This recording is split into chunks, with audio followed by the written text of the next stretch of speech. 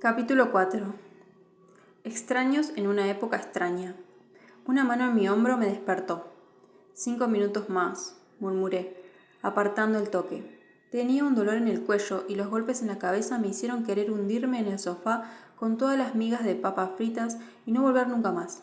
Estaba tan silencioso que me pareció oír a alguien en la cocina, a mi tía tarareando. Fue por su taza de café descascarada favorita que decía: que se joda el patriarcado. Estaba poniendo la cafetera. Casi sonaba como antes, cuando llegaba tarde por la noche, con la cabeza llena de vino, demasiado cansada y demasiado borracha para volver a mi apartamento de Brooklyn.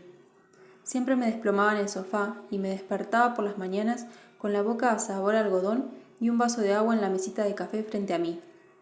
Y ella me esperaba en la mesa amarilla de su cocina para que le contara todos los chismes de la noche anterior. Los autores que se portan mal, las publicistas que se lamentan de la falta de hombres con los que salir, el agente que tuvo una aventura con su autora, la última cita ciega de Drew y Fiona que me consiguieron. Pero cuando abrí los ojos, dispuesta a contarle a mi tía lo de la jubilación de Ronda y otra relación fallida y el nuevo chef de Drew, quería fichar. Me acordé. Ahora vivo aquí.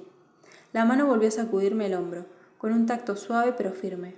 Entonces una voz suave y ronca dijo: amiga, despierta. Entonces se me ocurrió dos cosas. Uno, mi tía estaba muy muerta. Y dos, había un hombre en su apartamento. Con puro terror desenfrenado, me impulsé para incorporarme, extendiendo ampliamente las manos, y choqué con el intruso. Con la cara. El hombre dio un grito, agarrándose la nariz mientras yo me impulsaba para ponerme de pie.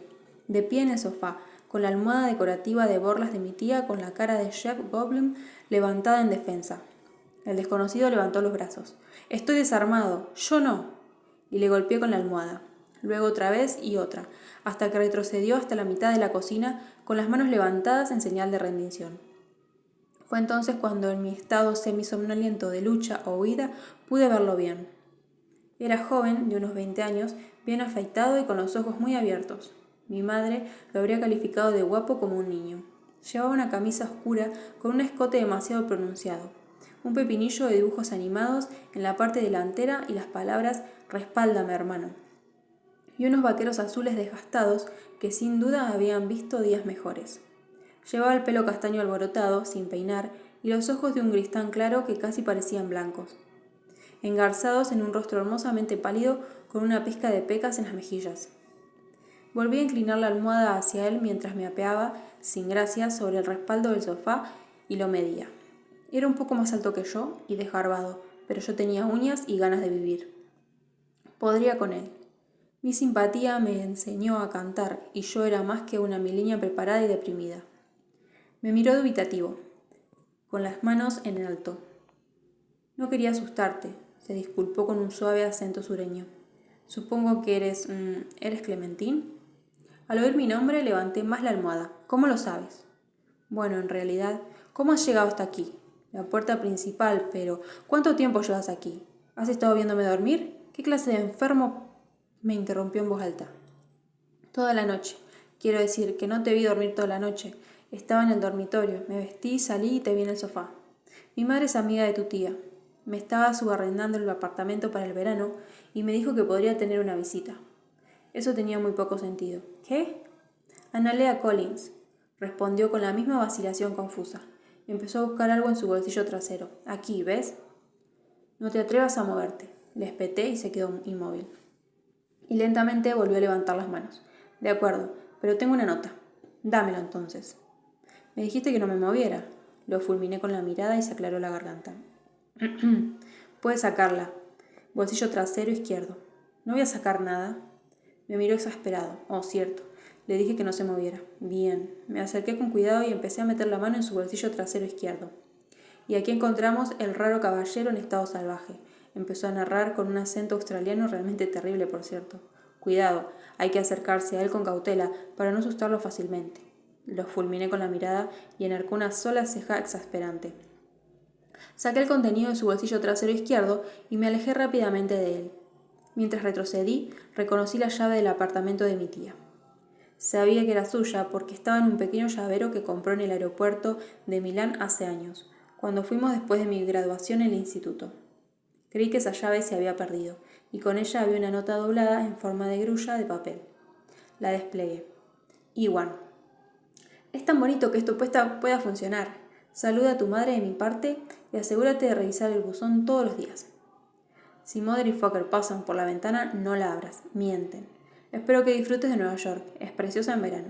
Aquí un poco calurosa. Ta-ta. Besos y abrazos. AC. Postdata. Si ves una anciana deambulando por los pasillos, por favor, sea amable y envía a la señorita Norris de vuelta al G6.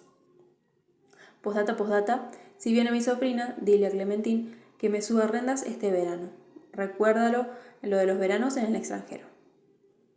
Me quedé mirándola más tiempo del necesario, aunque tenía innumerables tarjetas de cumpleaños de San Valentín y de Navidad suyas guardadas en mi collero del dormitorio. Ver nuevas palabras encadenadas con su escritura en bucle hacía que me estrechara la garganta, porque creí que nunca vería más combinaciones. Era una tontería, sabía que era una tontería, pero quedaba un poco más de ella que antes. Veranos en el extranjero. El desconocido me sacó de mis pensamientos cuando dijo muy seguro de sí mismo: ¿Ahora todo tiene sentido? Apreté la mandíbula. No, en realidad. Su bravuconería flaqueó. No. Porque la señorita Norris falleció hace 3 años y una joven pareja se mudó a su apartamento y tiró todas sus cajas de música antiguas y su violín, ya que no tenía nadie a quien dárselos. Mi tía quiso salvarlos, pero antes de que pudiera se arruinaron en la acera bajo la lluvia. No sé qué creas que significa subarrendar, pero no significa que puedas entrar a bailar el vals cualquier verano. Sus cejas se fruncieron con irritación. ¿Cualquier verano? No. Acabo de hablar con ella la semana pasada. No es gracioso, espeté, abrazando contra mi pecho la cara con lentejuelas de Jeff Goldblum. Parpadeó y asintió lentamente. Está bien, déjame recoger mis cosas y miré, ¿de acuerdo? Intenté no parecer demasiado aliviada mientras decía, bien. Dejó caer las manos y se volvió silenciosamente hacia el dormitorio de mi tía. Dentro esperaba ver mi cama completa sobre su estructura de metal negro de Ikea, y en su lugar vislumbré una manta que no había visto desde que la había empaquetado hacía 6 meses. Aparté rápidamente la mirada. Parecía Samantha, en realidad no lo era. Se me oprimió el pecho, pero traté de contener la sensación. Ocurrió hace casi 6 meses, me dije frotándome el esternón. Ella no está aquí. Cuando empezó a recoger, me di la vuelta y me puse a pasear por el salón. Siempre me ponía a pasear cuando estaba nerviosa. El apartamento era más luminoso de lo que recordaba, y la luz del sol entraba por los grandes ventanales. Pasé junto a una foto en la pared, una de mi tía sonriendo frente al Teatro Richard Roger la noche del estreno de El corazón importa. Sabía que la había quitado cuando me mudé la semana anterior. Estaba guardada junto con el jarrón, que ahora estaba sobre la mesa, y los coloridos pavos reales de porcelana del alfaitar en la ventana que había comprado en Marruecos. Y entonces me fijé en el calendario de la mesita. Hubiera jurado que lo había tirado, y sabía que la tía Analea había dejado de llevar las cuentas de los días, pero no desde hacía 7 años. Bueno, creo que esas son todas mis cosas. Dejaré la compra en la nevera. Añadió con una mochila al hombro mientras salía de la habitación de mi tía, pero apenas me fijé en él, sentí una opresión en el pecho. Apenas podía respirar. ¿7 años? ¿Por qué el calendario estaba con la fecha de hace 7 años? ¿Y dónde estaban mis cosas? Las cajas que aún no había desempaquetado y que estaban en un rincón. ¿Y los cuadros que había colgado en las paredes? ¿Había movido mis cosas? ¿Las había puesto en algún sitio para fastidiarme? Se detuvo en el salón. ¿Estás bien? No lo estaba. Me senté en el sofá y apreté tanto los dedos alrededor de la cara de Jeff Goldblum que las lentejuelas empezaron a arrugarse. Empecé a fijarme en las pequeñas cosas, porque mi tía nunca cambiaba nada de su piso, así que cuando algo desaparecía o cambiaba era fácil darse cuenta. Las cortinas que había tirado hacía 3 años después de que un gato que trajo de la calle se meara en ellas. La vela de Santa Dolly Parton sobre la mesa del centro que prendió fuego a su bata de boa de plumas, y ambas tiradas por la ventana. La manta con la que me tapé anoche y que debería haber guardado en una caja en el armario del vestíbulo. Había tantas cosas que ya no estaban aquí, incluido... Mis ojos se posaron en el sillón con respaldo de color de un huevo de petirrojo. El sillón que ya no estaba allí, que no debería estar allí. ¿Por qué? Porque estaba donde... Mi tía. ¿Dijo a dónde fue? Pregunté con la voz temblorosa, aunque ya lo sabía. Si fue hace 7 años, ella estaría... Se frotó la nuca. Creo que dijo Noruega. Noruega, huyendo de las morsas, haciendo fotos de los glaciares, buscando billetes del tren de Suiza y España con una botella de vino añejo que había comprado en la tienda de la esquina enfrente de nuestro hostal. Manchas negras empezaron a devorar los bordes de mi visión. No podía respirar profundamente. Sentía como si tuviera algo atascado en la garganta y no había suficiente aire en mis pulmones que no cooperaban. Y mierda, susurré dejando caer su mochila. ¿Qué pasa? ¿Qué puedo hacer? Aire, Jadie. Necesito aire fresco. Necesito irme para no volver jamás, vender este departamento y mudarme al otro lado del mundo. Y en 2 zancadas se acercó a la ventana. Alarmada negué con la cabeza. No, no. La abrió de par en par. Lo que vino después fue algo sacado de los pájaros de Alfred Hitchcock, porque mi tía se esmeraba en poner nombre a todo lo que adoptaba. La rata que vivió en sus paredes durante unos años, Wallenger. El gato que adoptó y que se meaba en las cortinas, Free Willy. La generación de palomas que se posó en el aire acondicionado desde que tengo memoria. 2 manchas grises y azules entraron en el apartamento con salvajes graznidos. ¡Cabrón! El hombre gritó protegiéndose la cara. Entraron como murciélagos del infierno, ratas de la noche, terrores vengativos. ¡Las palomas! Grité. Una de ellas aterrizó con un fuerte golpe en la encimera, y la otra dio una vuelta por el salón antes de posarse en mi pelo. Las garras me arañaron el cuero cabelludo, enredándose en mi pelo ya anudado. ¡Sácala! Grité, ¡quítamela! ¡No te muevas! Gritó, agarró la paloma por el cuerpo y la sacó suavemente de mi pelo. No quería soltarse. Me debatí entre afeitarme o no toda la cabeza en ese momento, pero sus manos eran suaves e hicieron que mi corazón, presa del pánico, latiera un poco más racionalmente. La tengo, buena chica, murmuró en voz baja y suave, aunque no estaba segura de si era a la paloma o a mí. Me alegré de que no pudiera ver el rubor que subía por mis mejillas. Entonces fuimos libres. Me alejé de la paloma detrás del sofá mientras él la mantenía a distancia. ¿Qué hago?, pregunté dubitativa. Suéltala. Acabo de atraparla. Hice la mímica de tirarla. ¡Por la ventana!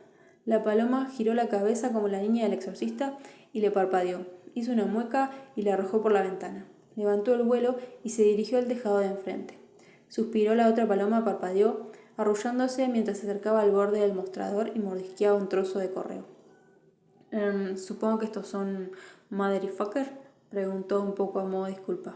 Me acaricié el pelo. ¿Ahora recuerdas la nota?